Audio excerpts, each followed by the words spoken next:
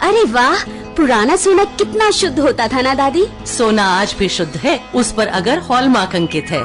आप भी ध्यान रखें, सोना हमेशा BIS प्रमाणित ज्वेलर से ही लें। बिल अवश्य लें और जांच लें कि बिल पर अंकित और आभूषण पर अंकित शुद्धता समान है। अधिक जानकारी के लिए लॉग ऑन करें BIS.gov.in पर। गर्भ धारण पूर्व लिंग चयन और प्रसव लिंग परीक्षण एक दंडनीय अपराध है। कन्या भ्रूण हत्या करने वाले या करवाने वाले को पकड़वाओ और 1 लाख रुपए इनाम पाओ। राष्ट्रीय स्वास्थ्य मिशन, स्वास्थ्य विभाग, हरियाणा द्वारा जनहित में जारी।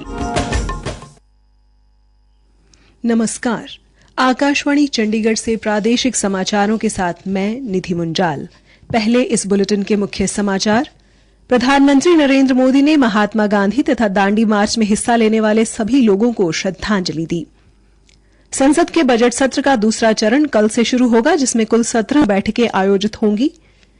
हरियाणा के राज्यपाल बंडारू दत्तात्रेय ने कहा कि प्रदेश में उत्तम व उन्नत किस्म का पशुधन है, जो प्रदेश की समृद्धि का बड़ा कारक बन सकता है।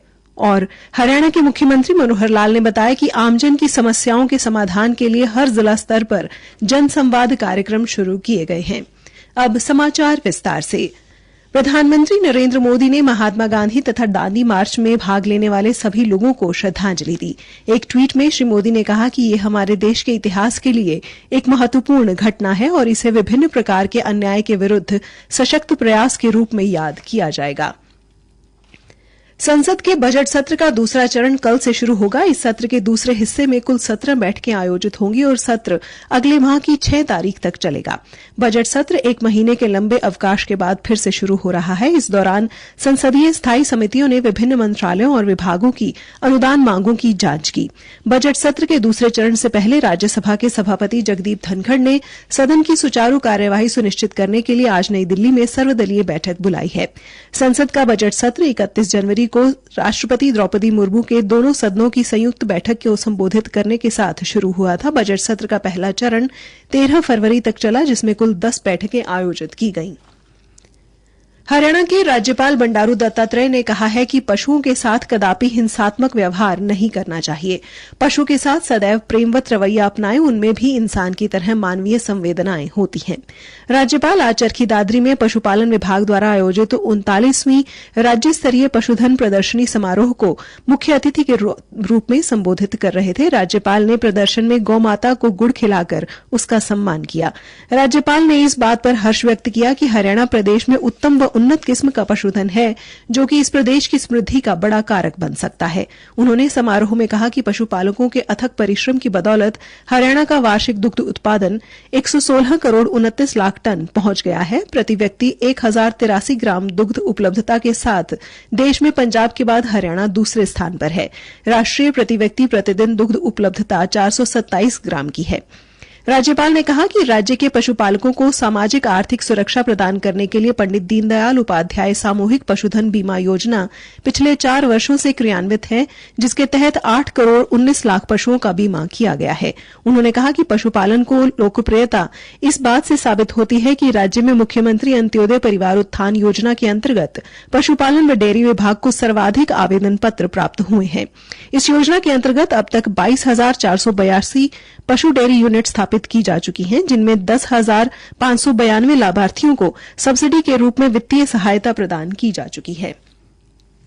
हरियाणा के मुख्यमंत्री मनोहर लाल ने कहा है कि लोगों की समस्याओं के समाधान के लिए चंडीगढ़ तक न आना पड़े, इसके लिए सरकार ने सीएम विंडो स्थापित की है, जिसके तहत अब तक करीब 10.5 लाख शिकायतों का निवारण किया जा चुका है। लोगों से रूबरू होकर समस्याओं के समाधान के लिए हर जिला स्तर पर जनसंवाद कार्यक्रम शुरू किए गए हैं।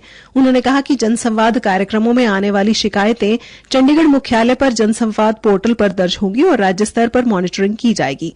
प्रदेश में अब तक 4 जनसंवाद कार्यक्रम आयोजित आयोजित कर लोगों की शिकायतों का समाधान किया जा चुका है। हिसार में ये 5वां कार्यक्रम है। उन्होंने कहा कि प्रदेश सरकार आमजन की समस्याओं के समाधान के लिए वचनबद्ध है। मुख्यमंत्री आज हिसार के गुरु जम्बेश्वर विश्वविद्यालय के चौधरी रणबीर सिंह सभागार में आयोजित जनसंवाद कार्यक्रम को संबोधित कर रहे थे। कार्यक्रम में कुल 428 समस्याएं रखी गई, जो सिंचाई विभाग, विकास एवं पंचायत, पुलिस, स्वास्थ्य, शहरी स्थानीय निकाय, जन स्वास्थ्य, बिजली निगम व परिवार पहचान पत्र आदि से संबंधित रही। मुख्यमंत्री ने शिकायतकर्ताओं की शिकायतों को सुना और उनके समाधान के लिए मौके पर मौजूद अधिकारियों को निर्देश दिए। मुख्यमंत्री ने कहा कि सरकार ने लोगों से सीधे संवाद के लिए बहुत सी व्यवस्थाएं बनाई हैं। जनसंवाद भी उसी का हिस्सा है। उन्होंने कहा कि शिकायतकर्ता को न्याय मिलना जरूरी है और यही सरकार का मकसद है। प्रादेशिक समाचार आकाशवाणी चंडीगढ़ से प्रसारित किए जा रहे हैं। शेष समाचार इस अंतराल के बाद। 99 रुपए में 1 किलो आम मिले न मिले, मगर वी के साथ 99 रुपए में 28 दिन की वैलिडिटी और फुल टॉक टाइम जरूर मिलेगा। आज ही जुड़े वी के साथ। 99 रुपए में 1 किलो जलेबी मिले न मिले, मगर वी के साथ 99 रुपए में 28 दिन की वैलिडिटी और फुल टॉक टाइम जरूर मिलेगा। आज ही जुड़े वी के साथ। सहकारिता एवं जन स्वास्थ्य अभियांत्रिकी मंत्री डॉक्टर बनवारीलाल ने कहा कि जन स्वास्थ्य अभियांत्रिकी आधारभूत सुविधाओं के दृष्टिकोण से तो महत्वपूर्ण विभाग है ही साथ देश प्रदेश की आर्थिक उन्नति भी परोक्ष रूप से इससे जुड़ी हुई है। जन स्वास्थ्य मंत्री जिला रेवाड़ी में आयोजित बावल विकास के पथ पर समिट व अवार्ड कार्यक्रम में बतौर मुख्य अतिथि शिरकत कर रहे थे। डॉक्टर बनवारीलाल ने कहा कि स्वास्थ्य बजट का बड़ा हिस्सा है दूषित पानी से उपजी बीमारियों के उपचार में खर्च होता है। ऐसे में यदि जन स्वास्थ्य अभियांत्रिकी विभाग के अंतर्गत स्वच्छ जल आपूर्ति के माध्यम से इन बीमारियों से निजात पाली जाती है तो इससे स्वास्थ्य बजट का बोझ कम होगा। उन्होंने कहा कि जमीनी स्तर पर उत्पादकता में भी वृद्धि होगी, क्योंकि स्वस्थ शरीर के साथ ही कोई भी काम सुचारू रूप से किया जा सकता है। मंत्री ने कहा कि हरियाणा देश का अकेला ऐसा राज्य है जिसने जन स्वास्थ्य अभियांत्रिकी मंत्रालय के निर्देशानुसार लक्षित हर घर नल से जल के 2024 के लक्ष्य को पिछले वर्ष ही प्राप्त कर लिया है। पानीपत जिले के समालखा कस्बे में गांव पट्टी कल्याणा में राष्ट्रीय स्वयंसेवक संघ के अंतर्गत आज अखिल भारतीय प्रतिनिधि सभा की 3 दिवसीय वार्षिक बैठक का शुभारंभ हुआ। बैठक में सरसंघ चालक डॉक्टर मोहन भागवत, सहकार्यवाह दत्तात्रेय होसबाले, भारतीय जनता पार्टी के राष्ट्रीय अध्यक्ष जेपी नड्डा, सभी सहकार्यवाह, अखिल भारतीय कार्यकारिणी, क्षेत्र व प्रांत कार्यकारिणी, संघ के निर्वाचित प्रतिनिधि, सभी विभाग प्रचारक व विविध संगठनों के निमंत्रित कार्यकर्ताओं सहित देश भर के 1400 प्रमुखों ने भाग लिया। इस 3 दिवसीय बैठक में आगामी वर्ष की संघ कार्य योजना पर चर्चा होगी। विश्वविद्यालयों में दाखिले के लिए होने वाली साझा विश्वविद्यालय प्रवेश परीक्षा यानी CUET के लिए ऑनलाइन आवेदन अब 30 मार्च तक किए जा सकेंगे। इसकी पूर्व निर्धारित समय सीमा आज समाप्त हो रही थी। राष्ट्रीय परीक्षा एजेंसी NTA के अनुसार पहले किए जा चुके आवेदनों के विवरण में 1 अप्रैल से 3 अप्रैल तक सुधार किए जा सकेंगे। CUET में शामिल होने जा रहे विद्यार्थी अधिक सूचना के लिए वेबसाइट www.nta.ac.in और CUET-samarth.ac.in को देख सकते हैं। ऑनलाइन आवेदन संबंधी किसी भी सहायता के लिए टेलीफोन नंबर 011-4075-90000 और 69227700 पर भी संपर्क किया जा सकता है।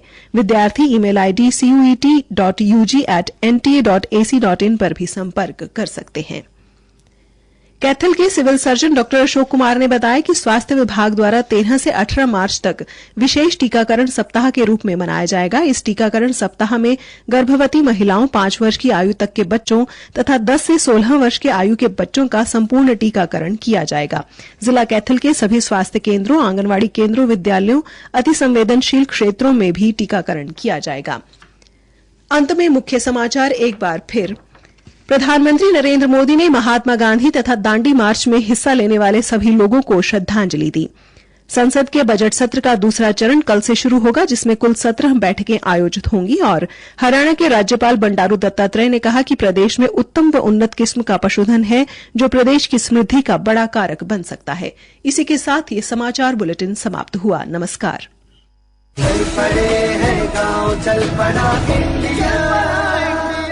किसान भाइयों, आज की पंचायत इसलिए बुलाई है ताकि आपको किसान क्रेडिट कार्ड की जानकारी दी जा सके। इसके बहुत सारे फायदे हैं। इस नई किसान क्रेडिट कार्ड योजना से बैंक के चक्कर नहीं काटने पड़ेंगे। पर सरपंच जी, इसमें तो बहुत लिखा पढ़ी करनी पड़ेगी। अरे नहीं, बस एक बार की आसान सी लिखा पढ़ी से ये कार्ड पूरे 5 साल के लिए बन जाता है और तुम अपने किसान क्रेडिट कार्ड से नजदीकी ATM, पॉस मशीन या अपने मोबाइल से ही पैसों का लेन देन कर सकते हो। नाबार्ड हरियाणा क्षेत्रीय कार्यालय चंडीगढ़ द्वारा प्रायोजित। नाबार्ड द्वारा जनहित में जारी। चल पड़े हैं गाँव, चल पड़ा इंडिया।